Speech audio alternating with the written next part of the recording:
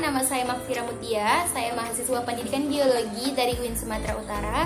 Nah, di dalam video kali ini saya akan membahas mengenai keluarga yang harmonis harus terapkan PHBS pada tatanan rumah tangga. Nah, apa itu PHBS? PHBS ini merupakan perilaku hidup bersih dan sehat. Jadi, yuk kita langsung aja ke pembahasannya. PHBS ini merupakan singkatan dari perilaku hidup bersih dan sehat. Nah, PHBS ini merupakan perilaku kesehatan yang dilaksanakan atas dasar dan kesadaran anggota keluarga untuk menolong dirinya sendiri di dalam bidang kesehatan. Nah, PHBS ini bertujuan untuk meningkatkan kemampuan, pengetahuan, serta kemauan anggota keluarga untuk melaksanakan dan mempraktekkan PHBS di dalam tatanan rumah tangga. Serta anggota keluarga ini harus sering berperan aktif untuk mengikuti kegiatan-kegiatan kesehatan yang ada di masyarakat. Contohnya seperti adanya penyuluhan dari PHBS di puskesmas gitu kan. Jadi anggota keluarga harus ikut berpartisipasi di dalamnya untuk menciptakan lingkungan yang sehat. Nah, jadi setelah kita mengetahui apa itu PHBS, lalu apa tujuan dari PHBS ini, kita harus mengetahui apa manfaat setelah kita terapkan PHBS ini. Jadi manfaat PHBS ini adalah terwujudnya rumah tangga yang derajat kesehatannya meningkat, produktivitas kerjanya meningkat, serta anggota keluarga yang tidak mudah terinfeksi penyakit ataupun gangguan kesehatan lainnya. Nah, untuk kita mendapatkan dan menghasilkan manfaat ini, maka ada 10 indikator perilaku hidup bersih dan sehat dalam tatanan rumah tangga yang harus dilakukan dan diterapkan dalam keluarga. Yang pertama yaitu adalah pertolongan persalinan oleh tenaga kesehatan. Nah, jadi pertolongan persalinan dalam rumah tangga itu dilakukan oleh tenaga kesehatan seperti dokter, bidan, perawat, ataupun tenaga medis lainnya.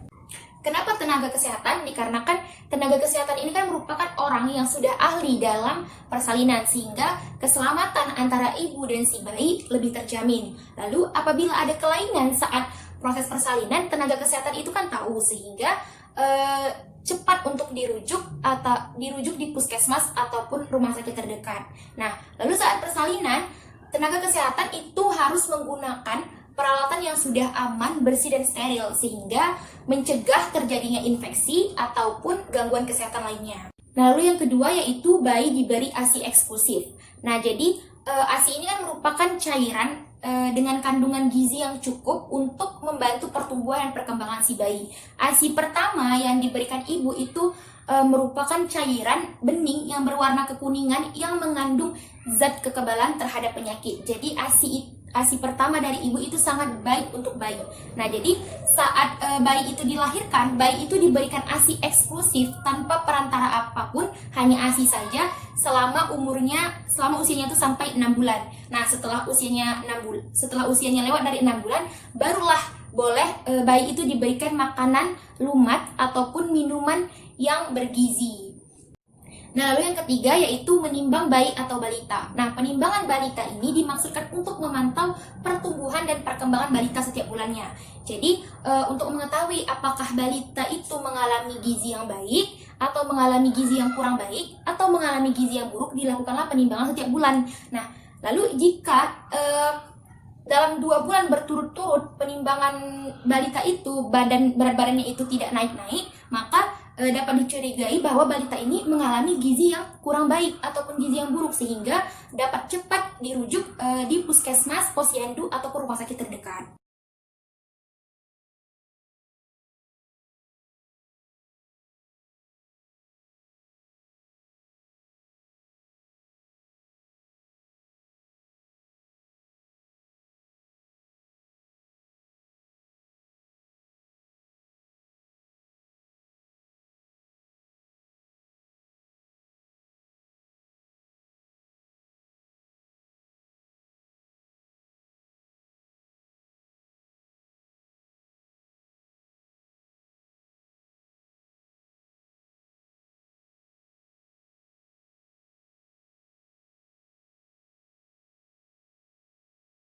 Nah, lalu yang keempat yaitu ketersediaan air bersih. Nah, kita itu kan di rumah harus menggunakan air bersih. Dengan menggunakan air bersih, kita akan terhindar dari berbagai penyakit seperti diare, kolera, disentri, tipes, kecacingan, penyakit mata, penyakit kulit, yang alergi terhadap air yang kotor. Makanya kita harus menggunakan air yang bersih. Nah, dalam perilaku hidup bersih dan sehat itu memiliki kriteria syarat ketersediaan penggunaan air yang bersih. Yang pertama yaitu jarak letak sumber air dengan jamban dan tempat pembuangan sampah itu berjarak paling sedikit sekitar 10 meter. Lalu yang kedua, sumber air harus dilindungi dari bahan pencemaran. Lalu yang ketiga, tempat air, kita kan biasanya kalau menggunakan air itu kan ada yang dari sumur gali, sumur pompa, ada pakai keran umum, ada yang juga memakai mata air langsung. Nah, itu harus dijaga bangunannya, tempatnya itu agar tidak rusak. Karena kalau rusak akan mencemari air yang bersih itu.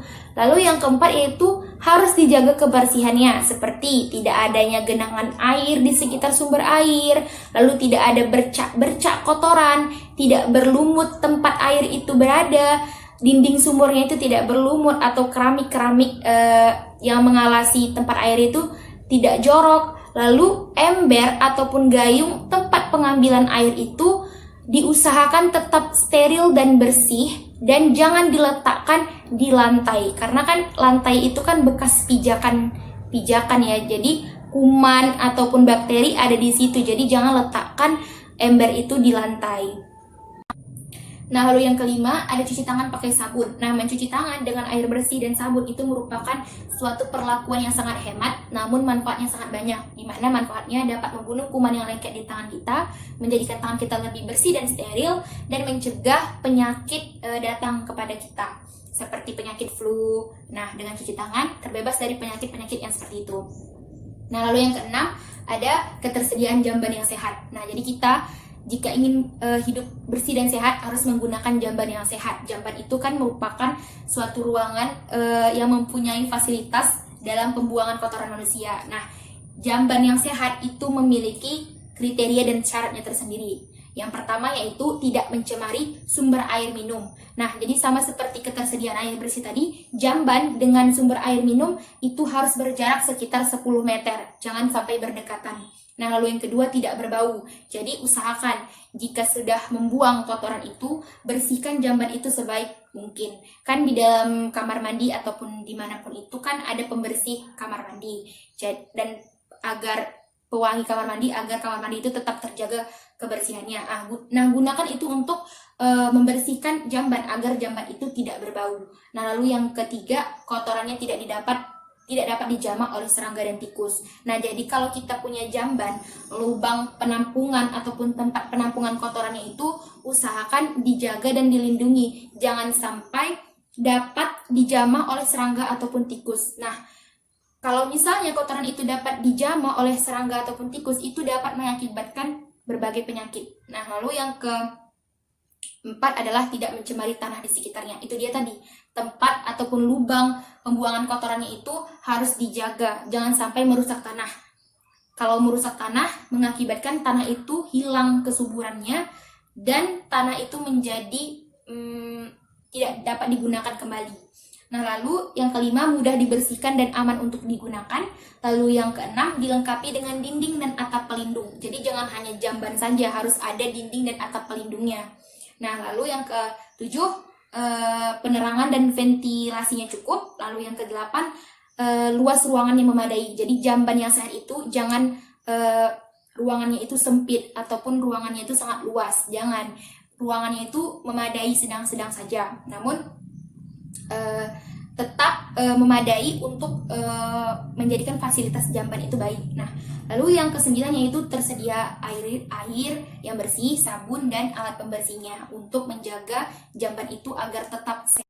Nah, lalu yang ketujuh yaitu memberantas jentik nyamuk. Nah, jadi untuk memberantas jentik nyamuk itu ada 3 cara.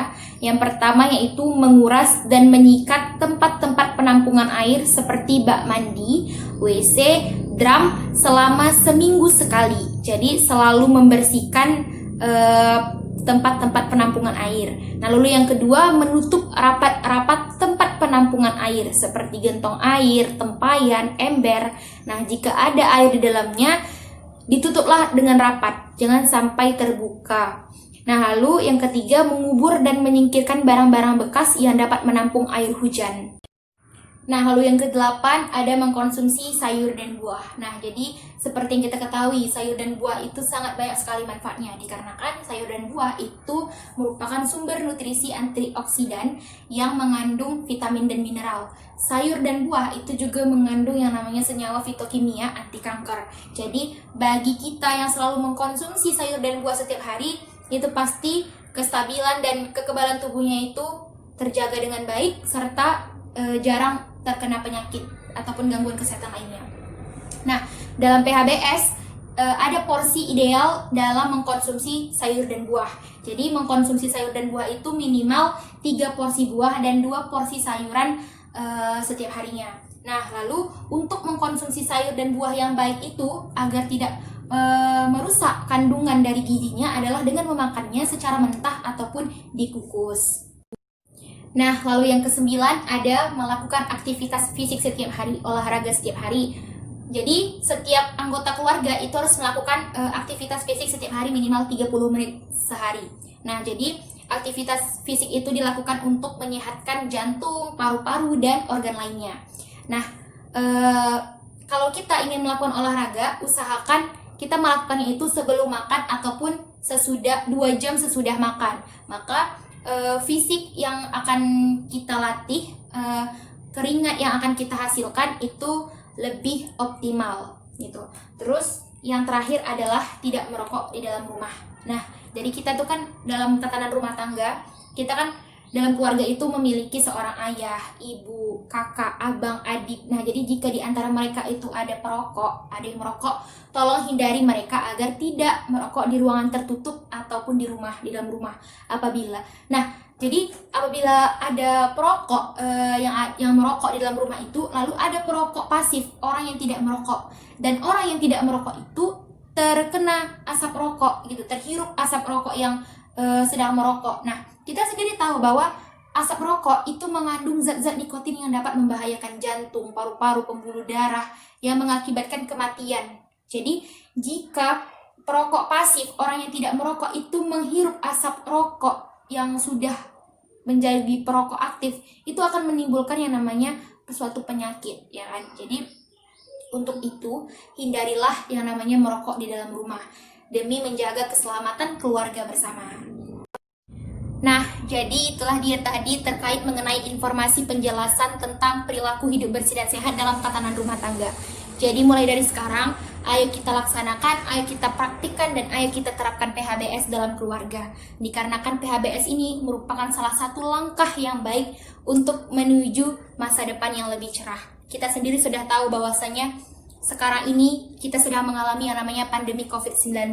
Orang-orang di luar sana kita sudah melihat dan mendengar ada yang sudah meninggal, ada yang masih bertahan hidup untuk memperjuangkan agar terhindar dari coronavirus 19. Itu dikarenakan apa? Dikarenakan orang-orang yang masih belum sadar akan pentingnya PHBS, perilaku hidup bersih dan sehat. PHBS itu diterapkan di dalam rumah tangga dikarenakan keluarga itu merupakan salah satu titik acuan perlakuan diri seseorang. Jadi jika di dalam keluarga itu sudah menerapkan PHBS, maka sampai kita keluar pun kita akan tetap berperilaku bersih dan sehat, dikarenakan di dalam keluarga itu sudah diajarkan. Baik itu kita ke sekolah ataupun kita di tempat kerja, kita akan tetap berperilaku hidup bersih dan sehat, karena dari keluarga sejak dini kita sudah diajarkan berperilaku hidup bersih dan sehat. Dari dimulai kita melakukan persalinan yang ditolong oleh tenaga kesehatan agar tidak terjadinya infeksi, lalu bayi yang dilahirkan itu diberikan ASI eksklusif selama 6 bulan, lalu setelah itu dilakukan penimbangan balita setiap bulannya agar melihat kondisi gizinya. Lalu setelah itu di dalam rumah tersedia yang namanya air yang bersih, jamban yang sehat, selalu cuci tangan pakai sabun, tidak merokok di dalam rumah, melakukan aktivitas setiap hari. Nah, itu merupakan salah satu acuan perlakuan untuk kita menghadapi kehidupan yang lebih baik lagi selanjutnya. Karena kita sudah melihat dampak dari perilaku hidup bersih dan tidak sehat itu seperti apa. Kita sudah mengalami pandemi yang cukup lama, jadi untuk kedepannya ayo kita terapkan PHBS. Adapun pesan dan kesimpulan dalam video kali ini adalah, ayo kita terapkan PHBS, karena keluarga yang harmonis itu tidak hanya membutuhkan cinta, keluarga yang harmonis itu membutuhkan perilaku hidup bersih dan sehat. Kalau bukan dari keluarga yang menuntun kita untuk hidup berperilaku bersih dan sehat, siapa lagi? Meskipun kita tahu bahwa PHBS itu diwajibkan oleh Kementerian Kesehatan Republik Indonesia, tapi tetap keluarga menjadi peran utama dalam berperilaku hidup bersih dan sehat. Saya Magfira Mutia, Assalamualaikum warahmatullahi wabarakatuh.